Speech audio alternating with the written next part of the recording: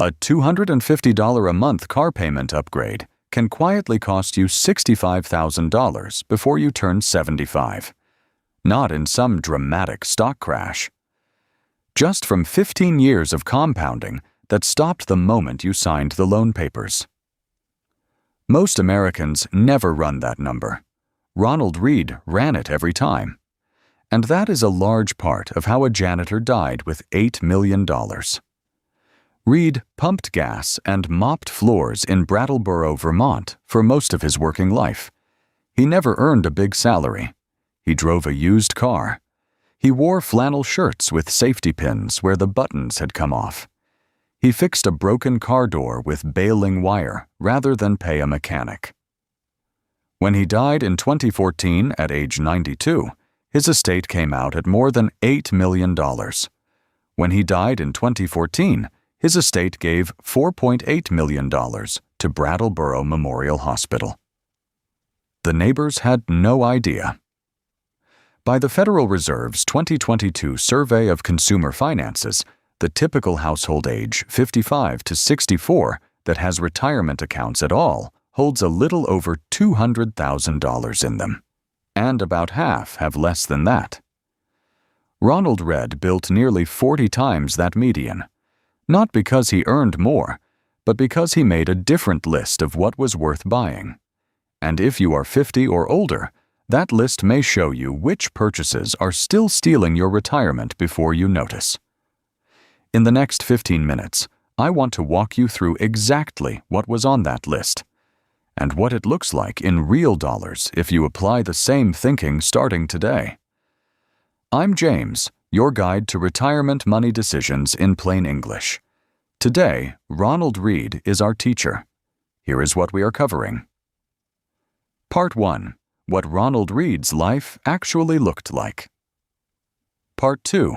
The one financial decision that compounded for 6 decades. Part 3.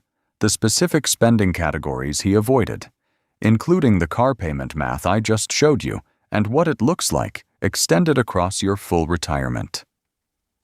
Part 4. Why time is still on your side even if you're in your 60s today. And Part 5. 3 decisions you can apply this week. Stay with me, because Part 3 is where most people realize the 6 figures they are losing are sitting in decisions they still have time to change. Part 1. A janitor's life, and the $8 million question. Ronald Read was born in 1921 in Dummerston, Vermont.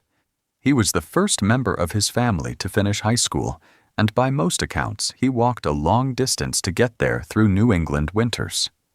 He worked at a Gulf service station for roughly 25 years. Then he spent another 17 or so years as a part-time janitor at a JCPenney store. He never made a big salary. He never had a fancy title. He owned a modest home in Brattleboro, which he kept for the rest of his life. People who knew him described him as quiet, warm, and helpful. He liked bird watching. He split his own firewood. When his second wife passed away, he moved in with his stepdaughter and, by all accounts, essentially refused to spend money on himself. When he died in 2014 at age 92, his estate distributed $4.8 million to Brattleboro Memorial Hospital and $1.2 million to his local library, with the remainder going to family members. How does a man who spends his entire working life earning service worker wages end up with $8 million? And more to the point, why does it matter for you? It matters because the same quiet force that built his fortune is quietly working against yours, one purchase at a time. The answer is not complicated, but it is uncomfortable, because it forces most of us to look hard at the choices we make every week. Part 2. The one financial decision that quietly compounded for 60 years. Ronald Read bought dividend-paying stocks in solid American companies, and by all public accounts, he held many of them for very long periods. That is the core of the strategy. No hedge funds, no options trading, no real estate empire. He would buy shares in blue-chip businesses that had paid rising dividends for years. Companies like Procter & Gamble, J.P. Morgan, and similar names. And whether through reinvestment or continued buying, the income kept feeding the portfolio rather than his lifestyle. More shares, more dividends, more shares. This is called dividend reinvestment, and over a long enough time, it produces results that look almost impossible. Here is why the reinvestment piece matters so much. Look at the S&P 500 from 1926 through the early 2020s, a period for which total return data is well documented. According to long-run analyses from firms like Hartford Funds and Ned Davis Research, dividends have accounted for roughly 40% of the stock market's total return over long historical stretches. That is a large share of the final number, coming not from price appreciation, but from dividends that got reinvested and then compounded on top of each other. An investor who spends every dividend check gets only the price appreciation portion. An investor who reinvests every dividend gets both. Over 50 years, that difference is large. Not twice as large in every case, but measurably, consistently larger. Same stock, same starting amount. The only difference is what you do with the income it generates. The dollar that gets reinvested keeps working. The dollar that gets spent stops working. Ronald Read understood this even if he never used the word compounding. Long holding periods work this way for everyone, not just legends. The math of compounding is exponential. The curve gets steeper the longer it runs. That means the later years of a long run are where the largest dollar amounts appear.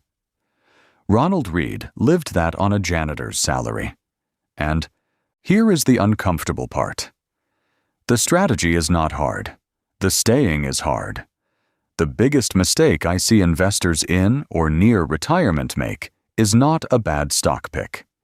It is selling when the market drops, and then never getting back in. Ronald Read never did that. He just kept buying, and he never sold. Here is the question that should concern any American in their 50s or 60s. Where are your dollars going right now after you cover your needs? Are they compounding, or are they stopping? Part 3. The spending categories that quietly canceled 6 figures of retirement income. Read's $8 million fortune was built not just by what he bought. It was built by what he refused to buy. The question is not which brilliant investment he made. The question is what he was willing to never own. Let me start with the car, because this is where the 6-figure gap usually begins. He did not buy new cars. He drove used vehicles his entire life. Now, here is the math.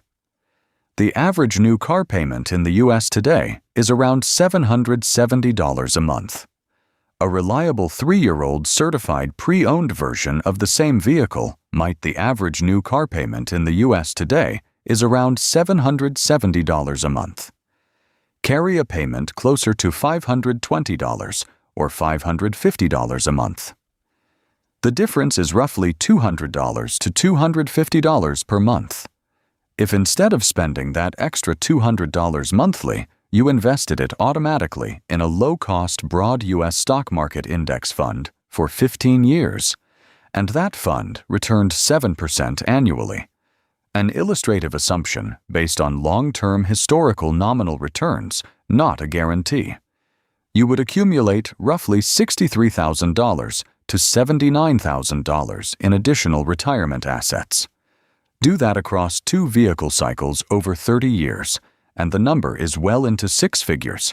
That is the actual math of a car payment. By every account we have, Read consistently chose the cheaper path and kept the difference in his brokerage. Stanley and Danko's landmark study of American millionaires, The Millionaire Next Door, published in 1996, found that the median millionaire in their sample paid around $24,800 for their most recent vehicle. In 1996 dollars, roughly $50,000 in today's terms. About a quarter had not replaced their vehicle in 4 or more years. Another 37% bought used. Their finding: the people who appear wealthiest at the dealership often have less actual net worth than they appear to have. By all accounts available, he did not spend on status. No documented country club memberships. No luxury vacations on credit. No seasonal wardrobe upgrades. He wore safety pins on his coat when buttons came off. That is not poverty. That is a man who had decided that a button is a button and that the money in his brokerage account was more interesting than a new jacket. The most expensive category on this list is the one-time upgrade that felt justified. The boat you use 3 weekends a year. The kitchen renovation that felt necessary when the neighbor redid theirs. The first-class upgrade on a flight you take once. These are not wrong decisions in every case, but they are invisible when you make them and gigantic in the rearview mirror. Every dollar sent to something that does not improve your life is a dollar you have chosen to stop compounding. From the public record of how he invested, he bought shares steadily over decades, and he held them. He did not wait for a large lump sum before starting. Stanley and Danko found that households who consistently lived below their means, spending meaningfully less than they earned year after year, built wealth far beyond what their incomes alone predicted. The gap between your income and your spending is your actual wealth engine. Ronald Read's gap was enormous because his spending stayed nearly flat across 9 decades while his dividends compounded. This is not a case for misery. Ronald Read was described as warm, helpful, and happy. He lived on what he needed. What he refused to do was let lifestyle creep, the slow, invisible upgrade of everything, steal the compounding from him, one purchase at a time. The question he asked every time was not, "Can I afford this?" The question was, "What future income am I choosing to trade away?" Part 4. Why time is still on your side. Here is where people in their 50s and 60s sometimes get discouraged. They look at Read's story and think, he started young. I do not have 50 years. What is the point? I want to push back on that, hard. The math of compounding is not just about starting young. It is about not stopping. Compounding is exponential. The curve gets steeper the longer it runs.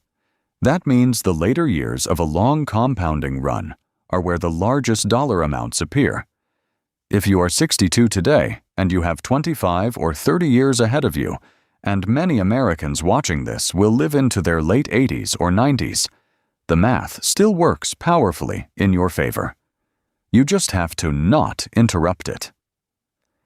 The biggest threat to your compounding at this stage of life is not the market.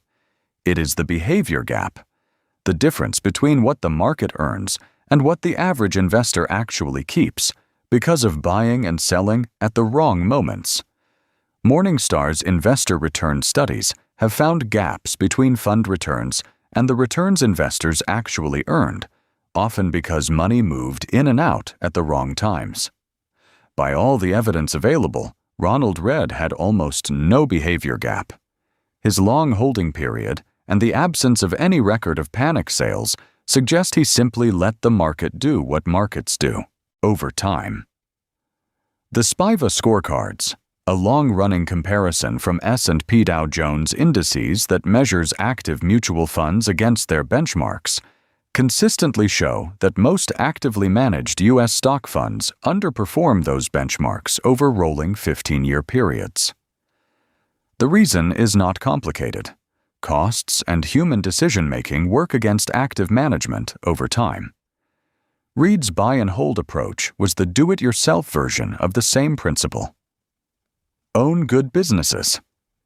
Keep costs near zero. Do not sell. One clarification before we leave.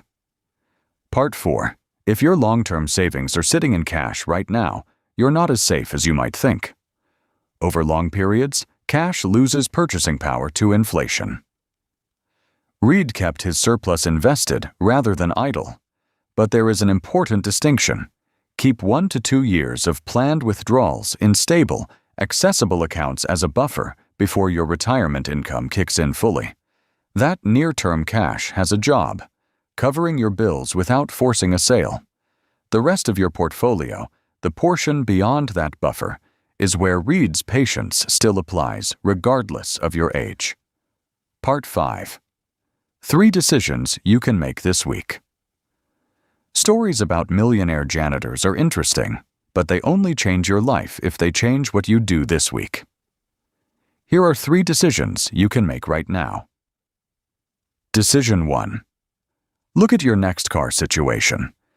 If you're making a monthly payment on a vehicle, or if you're planning to replace a paid-off car in the next year or 2, do the math that Ronald Read apparently did in his head every time. What does a 3-year-old certified pre-owned version of that car cost? What is the difference in monthly payment between that and the newer model? And what does that difference, invested automatically for 15 years in a broad U.S. stock market index fund, turn into? Run that number before you sign anything. I think it will rearrange your priorities. Decision 2.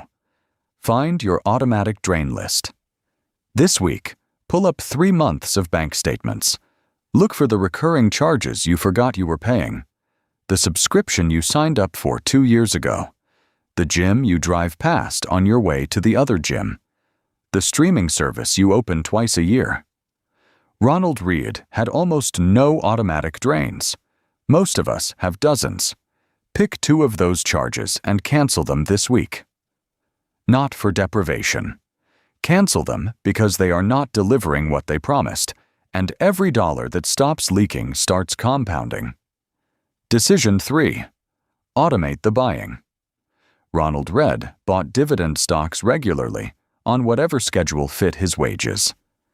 One option many American investors use today: set up an automatic monthly transfer from your checking account to a low-cost brokerage with automatic investment in a broad U.S. stock market index fund or a dividend-focused fund inside the right account for your tax situation every month, whether the market is up, down, or flat.